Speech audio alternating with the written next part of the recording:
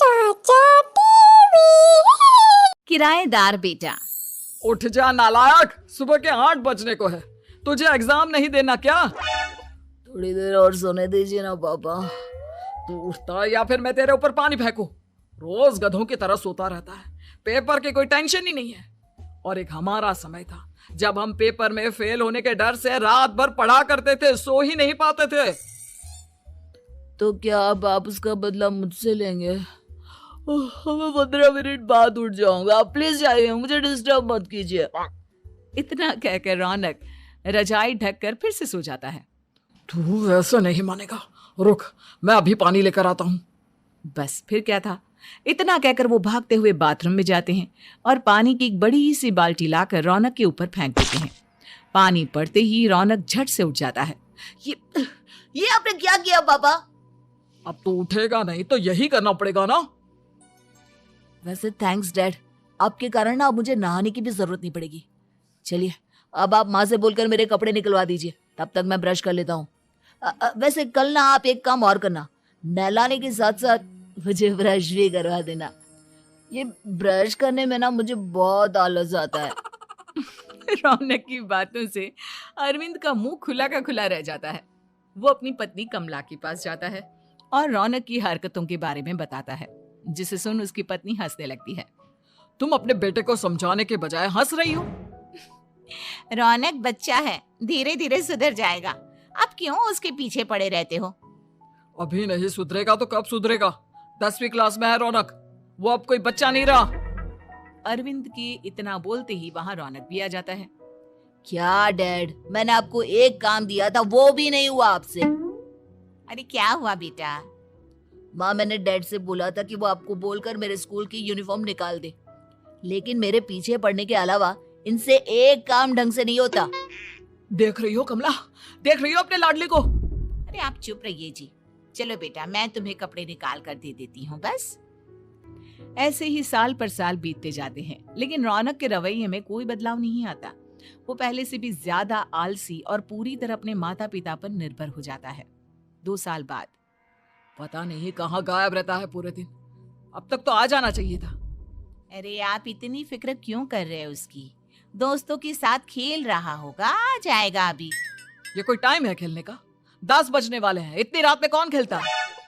कमला कुछ कहती उससे पहले ही रौनक वहां आ जाता है। मम्मी जल्दी से खाना लगा दो, बहुत भूख लग रही है। तुम्हें तब तक खाना नहीं मिलेगा जब तक तुम बता नहीं देते कि इतनी रात गए कहां से आ रहे हो। ओ प्लीज डैड, अब आप एसी पे प्रद्युमन बनकर मेरे सर पर बंदूक लेकर मत बैठ जाना। अपनी फालतू की बकवास बंद कर और बता कहां से आ रहा है। माँ अब समझाइए ना डैड को। बता देना बेटा, इनको भी तसल्ली हो जाएगी।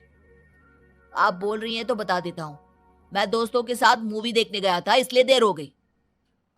तो इन सब चीजों में मेरे पैसे उड़ाता है? कभी 1 रुपया कमाने के बारे में सोचा है तूने? जब देखो हवा की तरह पैसे उड़ाता रहता है। माँ अब आप इन्हें चुप करा दीजिए, वरना ना मुझे गुस्सा आ जाएगा। अच्छा क्या कर लेगा? बता ना, क्या कर लेगा तू? वैसे बात तो ठीक ही है, मैं कर ही क्या सकता हूँ, पैसे तो फिर भी मैं आपसे ही मांगूंगा ना।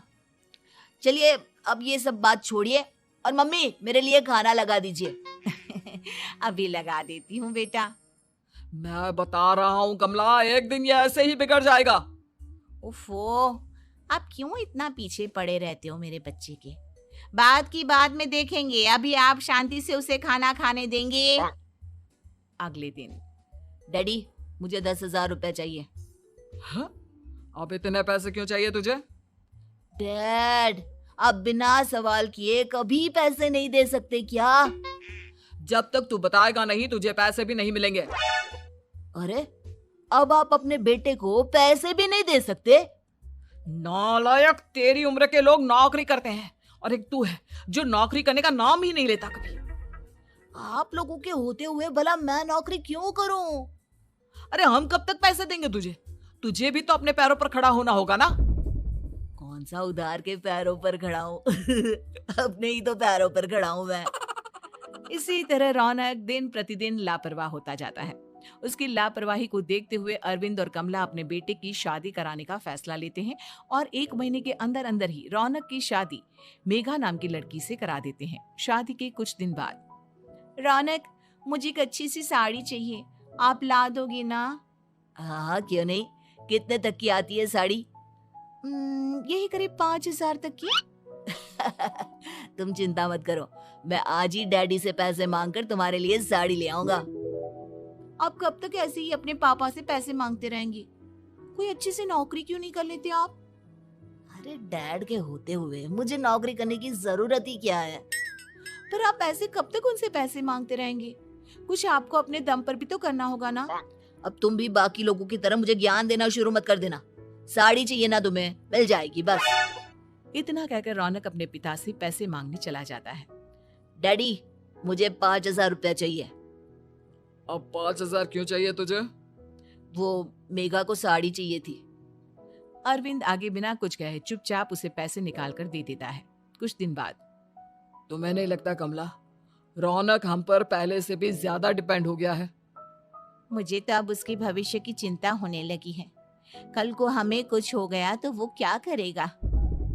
काश तुमने पहले ये सोच लिया होता तो आज हमारा बेटा इतना लापरवाह नहीं होता। तब मुझे कहाँ पता था कि मेरा लाड़ प्यार उसे इतना बिगाड़ देगा कि वो इस हद तक लापरवाह बन जाएगा। कोई बात नहीं, अभी भी देर नहीं हुई। मुझे पता है उसे कैसे सुधारा जा सकता है। कैसे? अरविंद कुछ कहता उससे पहले रौनक वहां आ जाता है और पैसों के लिए हाथ फैलाने लगता है। डैड, मैं और मेघा बाहर घूमने जाना चाहते हैं। अरे वाह, ये आज सूरज कहाँ से निकला है? Dad please. अच्छा चलो, अब मुद्दे की बात करो। मुझे अब 25,000 चाहिए। अब तुम्हें 1 रुपया भी नहीं मिलने वाला। अगर तुम्हें पैसों की इतनी ही जरूरत है तो कोई ढंग की नौकरी कर लो। मम्मी, आप कुछ कहिए ना डैड को। बेटा, वो गलत क्या बोल रहे हैं? ये सब हम तेरे भले के लिए ही तो कर रहे हैं। मम्मा, मैंने बताया ना आपको, मुझे नहीं करनी कोई जॉब वॉब। तो ठीक है, निकल जाओ हमारे घर से। तुम्हारे जैसे लोगों के लिए मैंने ये घर खड़ा नहीं किया है। जितना ये घर आपका है ना, उतना ही मेरा भी है। मैं कहीं नहीं जाने वाला। जाना तो पड़ेगा ही तुझे, क्योंकि अब मैं तेरा कोई भी खर्चा नहीं उठाने वाला। ठीक है, मत उठाइए मेरा खर्चा, मैं अपने दम पर भी जी सकता हूँ। तो बेशर्मों की तरह अब तक यहाँ क्यों खड़ा है? अपना सामान ले आओ, निकल जाए यहाँ से। रौनक पैर पटकते हुए वहां से चला जाता है। घर से निकालना जरूरी है क्या उसे? बिना पैसों के कौन रखेगा उसे किराए पर? अगर उसका भविष्य सुधारना है तो हमें अपने दिल पर पत्थर रखकर ये कदम उठाना ही होगा। दोनों बात कर रहे होते हैं कि रौनक अपनी पत्नी के साथ एक बड़ा सा बैग लेकर घर से निकल जाता है, लेकिन घर से बाहर उसे कोई भी मुफ्त में अपने घर किराए पर नहीं रखता। अंत में थक हार कर वो फिर से अपने घर चला जाता है। क्या हुआ? थोड़ी देर पहले तो दहाड़ते हुए घर से निकला था, अब क्या हुआ? नहीं रखा ना किसी ने तुझे किराए पर? डैड प्लीज, मैं कुछ दिनों में कोई अच्छी सी नौकरी शुरू कर दूंगा। आप तब तक तो हमें रख लीजिए प्लीज। सुबह से रात हो चुकी है लेकिन कोई हमें रखने को राजी नहीं है। अब आप ही बताइए, इतनी रात को मैं मेघा को लेकर कहाँ जाऊंगा? ठीक है, बहू की वजह से मैं तुझे घर पर रख रहा हूँ, लेकिन तू इस घर में एक बेटे की नहीं बल्कि एक किराएदार की हैसियत से रहेगा। 3 महीने है तेरे पास। इन 3 महीनों के अंदर अंदर मुझे तेरी पहली तनख्वाह हाथ में चाहिए, समझ गया? पक्का डैड, इन 3 महीनों के अंदर अंदर तो कोई बढ़िया सी नौकरी ढूंढ ही लूंगा मैं। ऐसे ही धीरे धीरे समय बीतने लगता है और अरविंद के दिए 3 महीनों में से 2 महीने बीत चुके होते हैं। पापा जी ने हमें 3 महीने दिए थे, जिसमें से 2 महीने तो बीत चुके हैं। अब ये आखिरी महीना बचा है। अरे तुम चिंता मत करो, आज मेरा ना 2 जगह इंटरव्यू है, दोनों में से कहीं ना कहीं तो जॉब लग ही जाएगी। अच्छा, all the best. Raunak interview के लिए निकल जाता है, जिसके बाद शाम में रौनक घर आता है। कैसा गया इंटरव्यू? आपकी नौकरी लगी या नहीं? अरे पहले सांस तो ले लेने दो अच्छे से। बताइए ना, मुझसे तो जरा भी इंतजार नहीं हो रहा है। वो दरअसल बात यह है कि मेरी नौकरी तो लग चुकी है लेकिन पैसे बहुत कम है। कितने पैसे हैं? 15,000। इतने में अरविंद और कमला मिठाई का डिब्बा लेकर आ जाते हैं। बधाई हो बेटा। हम जानते थे तेरी जॉब जरूर लगेगी। लेकिन मेरी सैलरी बहुत कम है मम्मा। कम है तो क्या हुआ, धीरे धीरे बढ़ जाएगी। हाँ बेटा, हम तो बस चाहते थे कि तू अपने पैरों पर खड़ा हो जाए। मतलब अब आप मुझे घर से नहीं निकालेंगे? नहीं, ये सब हमने तुझे जिम्मेदार इंसान बनाने के लिए किया था। Thank you mummy papa. अगर आप दोनों ऐसा नहीं करते तो मुझे कभी अपनी जिम्मेदारियों का एहसास तक नहीं होता। आज आपने मुझे सिखा दिया कि इंसान का अपने पैरों पर खड़ा होना भी जरूरी होता है। इतना कहकर रौनक झट से अपने माता पिता के गले लग जाता है और अपनी कमाई की पहली तनख्वाह वो अपने माता पिता के हाथ में सौंपता है। इस तरह रौनक एक गैर जिम्मेदार व्यक्ति से एक जिम्मेदार व्यक्ति